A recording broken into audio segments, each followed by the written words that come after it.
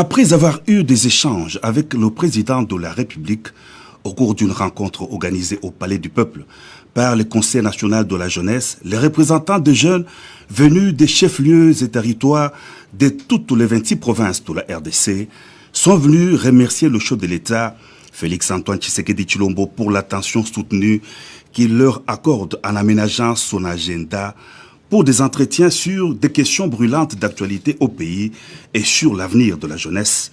Une grande première en RDC, ont-ils souligné. Le président de la République s'est dit honoré et très ému par la marque de sympathie à son égard. Devant Dieu et la nation, la jeunesse sera toujours dans mon esprit pour des raisons.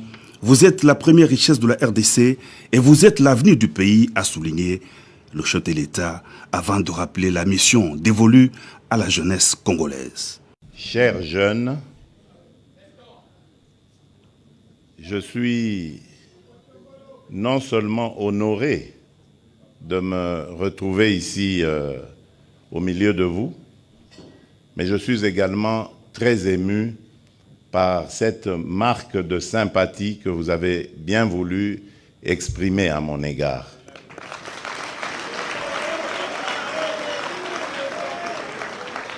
Vraiment et de tout cœur, je vous dis merci. Je ne savais pas que lorsque on m'avait proposé et que j'avais accepté de venir parler aux jeunes, j'allais avoir de surprises aussi agréables en vous rencontrant. Vraiment, de tout cœur, merci, et je fais le serment ici, devant Dieu et devant la nation,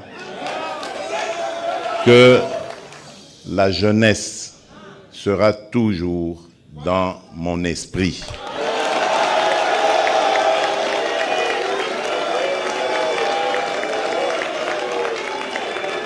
Je le dis et redis, devant Dieu et la nation, la jeunesse sera toujours dans mon esprit. Pour deux raisons essentiellement.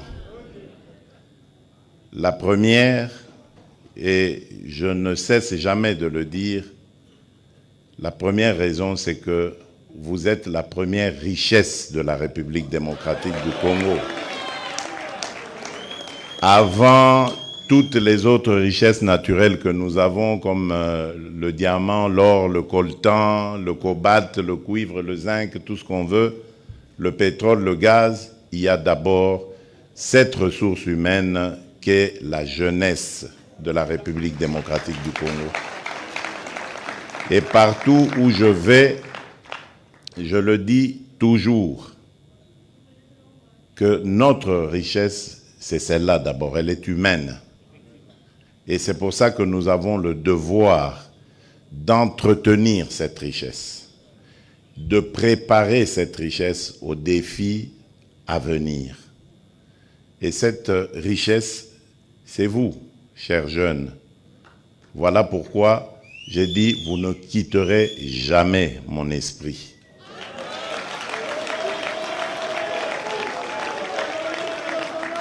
La seconde raison, et c'est ce que j'ai dit déjà dans la première, c'est que vous êtes l'avenir de ce pays. Tout ce que nous devons faire aujourd'hui doit prendre en compte vos soucis, vos préoccupations, parce que c'est de cet encadrement par rapport à vos soucis et à vos préoccupations que dépendra notre avenir. Demain, si Dieu nous prête vie et que nous restons ici longtemps sur cette terre, c'est vous qui allez prendre notre relève. Et imaginez un peu le scénario catastrophe qui fait que nous ne vous avions pas bien préparé et que nous vivons nos vieux jours dans un pays complètement déchiré, un pays totalement dispersé parce que la classe dirigeante n'ayant pas été préparée, donc elle a mené ce pays à volo, nous, vieilles personnes, tendant vers nos derniers jours, comment allons-nous vivre cela? Parce que non seulement il y aura les difficultés sociales et autres auxquelles nous allons devoir faire face au quotidien en étant de vieilles personnes, mais il y aura aussi ces accusations que vous porterez contre nous en disant « vous êtes les responsables de cette situation parce qu'en votre temps, vous n'aviez rien fait ». Voilà pourquoi nous ne vous abandonnerons jamais. Et je remercie vraiment les organisateurs, à commencer par le président du Conseil national de jeunesse et tous ceux qui l'ont entouré pour cette belle initiative. Le ministre Bunkoulou, c'est lui qui parle pour vous au Conseil des ministres. C'est très important d'avoir de bonnes relations avec lui. Et c'est au Conseil des ministres que l'on prend des décisions pour vous. C'est très important, très important pour nous. Au-delà de ce qu'on peut être, ce qu'on peut penser, c'est très important pour nous d'encadrer la jeunesse. Parce que c'est elle qui va garantir nos vieux jours demain. Et vous, jeunes Congolais, vous avez encore plus la mission de réussir dans ce que vous faites, formation, métier, profession. Vous avez le devoir de réussir parce que vous êtes une jeunesse qui n'est pas n'importe laquelle. Je l'ai bien dit, vous êtes la jeunesse de la République démocratique du Congo. Vous devez savoir à quel pays vous appartenez. Croyez-moi, chers jeunes, nous avons un pays béni. Chaque jour, moi je vous exhorte, chaque jour, avant de dormir ou lorsque vous vous réveillez, remerciez le Créateur. Quelle que soit la religion à laquelle vous appartenez, remerciez notre Créateur parce qu'il nous a mis sur un sol qui est totalement béni. Ce pays, si nous restons conscients, nous restons unis, nous restons organisés, ce pays va faire parler de lui dans pas très longtemps. Nous serons peut-être encore vivants pour voir ça. Suivez simplement toute l'actualité. Renseignez-vous sur votre pays, ses potentialités. J'ai parlé de la première richesse qui est la jeunesse, ses ressources humaines. Mais regardez toutes les potentialités dont le monde a besoin aujourd'hui pour lutter, par exemple, contre le changement climatique, pour aller vers l'économie verte, la nouvelle industrie. Toutes les solutions se trouvent en République démocratique du Congo. Pour les énergies renouvelables, vous trouverez les réponses en République démocratique du Congo. Même demain, lorsque on parle de l'après-pétrole avec toutes ces dérivés qui sont l'essence, le gasoil et tout ça, l'hydrogène vert peut être produit ici en République démocratique du Congo. Donc nous avons les réponses à toutes les questions que se pose le monde aujourd'hui. Et quand nous quittons le sous-sol, nous arrivons au sol, l'agriculture, nous avons près de 80 millions d'hectares de terres arables.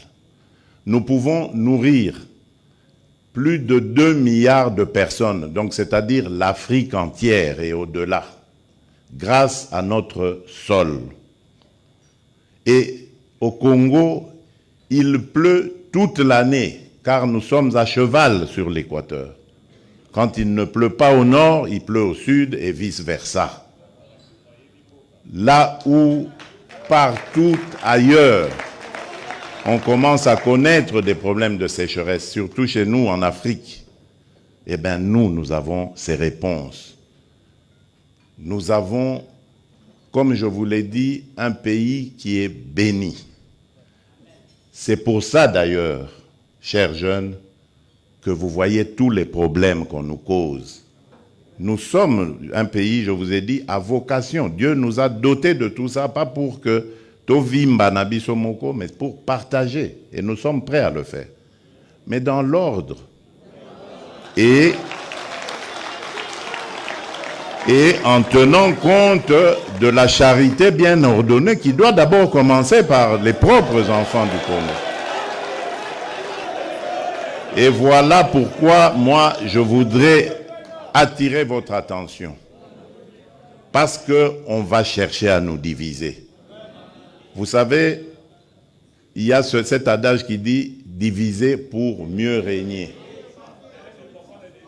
Et il y a cette parole de la Bible qui dit « Un royaume divisé contre lui-même ne peut rien faire. Il est voué à l'échec, à la mort. » Voilà pourquoi, le mercredi dernier, j'ai beaucoup insisté sur nos divergences à propos de nos appartenances ethniques, tribales et autres. Qu'on ne vous trompe pas. Vous avez une seule et même tribu, elle s'appelle la République démocratique du Congo. Le reste, ce sont vos familles. Vous pouvez vous attacher à des familles, nous le faisons chaque jour ici. Mais ça n'empêche que nous ayons des attachements encore plus forts en dehors des familles, n'est-ce pas? Lorsqu'on choisit un ami, ou lorsqu'on choisit une épouse pour nous les hommes, un époux pour les femmes, c'est au-delà des familles. Mais est-ce qu'on ne s'attache pas plus à son épouse qu'à sa famille? Lorsque quelqu'un tombe malade et qu'il est en train d'aller vers la mort, on voit toujours son épouse à ses côtés. Alors qu'il a peut-être des frères, il a des sœurs. Ce n'est pas qu'ils l'ont abandonné, mais non. La priorité est laissée à l'épouse. Mais l'épouse, au moment où il est né, elle n'était pas dans sa famille. Donc voilà ce que vous devez comprendre du Congo. Nous venons de nos familles, mais nous formons maintenant une grande famille qui est beaucoup plus solide que nos familles biologiques, que nos familles tribales, ethniques. C'est la République démocratique du Congo. Mettez ça dans vos cœurs, dans vos esprits, et vous verrez, le Congo sera toujours gagnant. Parce que nous sommes forts, mais notre faiblesse, elle se situe dans nos divisions tribales, ethniques. Et lorsque les ennemis comprennent ça, ils viennent avec ces manipulations et ils réussissent à nous affaiblir parce que nous sommes divisés et incapables de faire front face à l'adversité. Je ne vous demande pas de haïr, ne faites pas ça. Ne haïssez pas les étrangers. Et d'ailleurs, à propos du Rwanda, ça ne sert à rien de regarder le Rwandais comme un ennemi. Non. C'est le régime rwandais avec Paul Kagame à sa tête qui est l'ennemi de la République démocratique du Congo. Les Rwandais et les Rwandaises sont nos frères et sœurs. Et d'ailleurs, ils ont besoin de notre aide parce qu'ils sont muselés. Ils ont besoin de notre aide pour se libérer. Ça n'a rien à voir avec ce que leurs dirigeants sont en train de leur imposer. Donc, ne les regardez pas comme des ennemis, mais comme des frères qui ont besoin de notre solidarité pour nous débarrasser et débarrasser l'Afrique de ce genre de dirigeants rétrogrades qui ramènent les méthodes des années 60 et des années 70. Alors qu'en Afrique, on avait décidé de mettre fin au bruit des armes. Si vous vous rappelez, ceux qui suivent un peu, c'était 2020, il fallait taire les armes en Afrique pour que l'Afrique passe à autre chose, comprenne qu'elle est la dernière de la classe dans le monde parce que, justement, à cause des guerres et des divisions, nous nous étions entendus comme ça. Malheureusement, ce n'est pas arrivé, on a dû encore prolonger, mais c'est à cause, justement, des dirigeants tels que Paul Kagame. Et il s'enorgueillit d'être un faiseur de guerre, un spécialiste dans la guerre. Il en est fier. Moi, à sa place, je me cacherais, j'aurais honte d'assumer le fait qu'on sème la mort et la désolation. C'est honteux. Et je dirais même diabolique. Nous n'allons pas manger de ce pain-là. Nous, le pain que nous mangeons, c'est celui de l'amour. Celui du patriotisme, l'amour pour le Congo et l'amour pour le Congolais. C'est ce que je vous prêche. Ce que notre leader, mon leader, celui qui m'a formaté en politique, mon mentor, Étienne Tshisekedi Wamulumba, c'est ce qu'il m'a prêché. L'amour du Congo et du Congolais. Essayez cette formule, chers jeunes, et vous verrez, le Congo sera toujours number one. Je vous remercie. Que Dieu vous bénisse. Face à l'agression de la RDC dans sa partie est du territoire national, le chef de l'État en a appelé à la vigilance et la mobilisation de la jeunesse congolaise pour barrer la route au plan de balkanisation du pays par les envieux de ses richesses.